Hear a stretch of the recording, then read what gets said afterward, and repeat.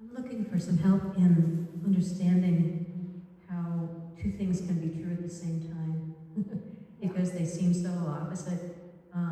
I just got myself moved up to Grand Marais next to Lake Superior, and the feeling that I get up there is just like, oh my God. It's like my heart is just opening, so big, and I feel it's a feeling of soaring. Some part of me is just truly so happy up there. And then there's another part. So I don't know which parts these are. Maybe the human parts, but I'm still feeling so spread out. I've got belongings in 3 different places, so it's a very splintered feeling on that level. And I guess I'm very uncomfortable. The other one's really very easy to be with, the hugely expansive part. But I guess my question is, how can I don't know, maybe love those other parts with the expanded, or what's really going on there, so I can understand it better. This feels a little bit like 2 questions, if we could break it apart. You first mentioned the idea of something being of paradoxical nature, and then how to hold space for all these different parts of yourself.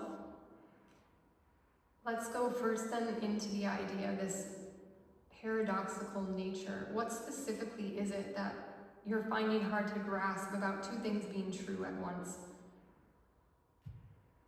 I think that it's when I have that expansive feeling, I feel energized, I feel light, I feel like everything is good. Nothing is amiss. It's just perfect the way it is. When I get into the other state, the feeling kind of fragmented, it's more of a struggle. And I feel so tired, so physically tired, but it's just hard to stay awake sometimes. Mm-hmm. So that part that feels expansive, that feels awakened, that feels energized, that feels movable, that feels fluid, that is you. That is the real you. That is the portion of you that is there always without veil, without the ego mind getting in the way. That is the portion of you with that purpose, with that knowingness of who you are and what you are doing, even if you don't really know what you're doing.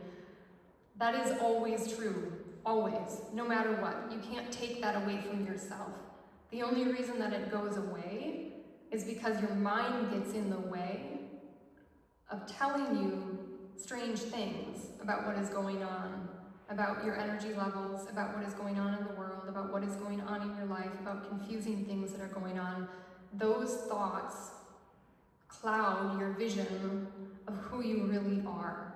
So while you are always you and that is the truth at all times, you are simultaneously experiencing what it feels like to be in a human body, with a human mind, with a persona, which is also true. It doesn't mean that that is truly you when you're feeling low energy and when you're feeling out of sorts or confused or just a low vibration in general. What it means is that that's a true experience. You are really experiencing something that is not you. So on one hand, you have this experience of being wholeheartedly you and energized, and on the other hand, you are experiencing what it feels like to really kind of not be you. You're being your persona over here, and you're feeling the energies of the world, and you're feeling the energies of your lower mind, and maybe people around you, and animals around you, and things going on around you. To be able to hold both things at the same time is that paradoxical nature. When you have the full knowing of who you truly are in the core of yourself, and you know it, you can't explain it, you can't tell somebody about it, you can't use phrases or words to explain what it means to know yourself and be you on the inside. It's impossible to explain with words. You can be that at the same time and know that all is well, everything is always well, while at the same time going, oh, this is really shitty, and weird stuff's going on, and I don't like it, and I'm having this feeling. because the you that's real is having an experience inside of a human body. It wanted this. It wanted to feel sadness and weirdness and depression and strange things, to know what that would feel like. It wants to experience the beauty on the North Shore and living in a different place and traveling and being in 3 different places at one time. And then to be able to bring that into a new experience of what it means to let go of those things that maybe don't feel like they resonate with the truth of who you are. You can always hold the paradoxical nature of 2 things at once when you fully embody and embrace the truth of who you are. Is this making sense, or can we clarify deeper? Yeah, it totally makes sense. Not easy necessarily, but yeah, it makes sense. It's a learning process for sure, and that is a huge portion of what this whole idea of finding your purpose is all about as well. Because often people are seeking their purpose to be a thing that they do. Like, for example, here I am channeling my higher self. Here I am doing this event, and I could say, this is my purpose. This isn't my purpose. This is an expression of my purpose. My purpose is really being me, fully being me, wherever I go, with whoever I talk to, in whatever avenue that feels right. Maybe I will do this for the rest of my life, maybe I won't, but it doesn't matter, because the purpose, the wanting to find yourself, to know yourself, that is the actual purpose of your life.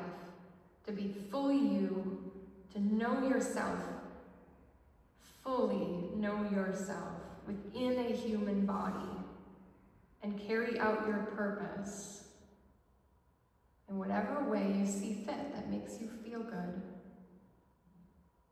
that makes sense to you at any given time,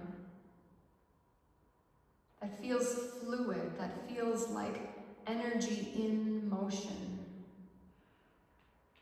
that feels like letting go without force, without restriction, without ego, without identifying with your persona or the things that you do. You're just you, being you all the time.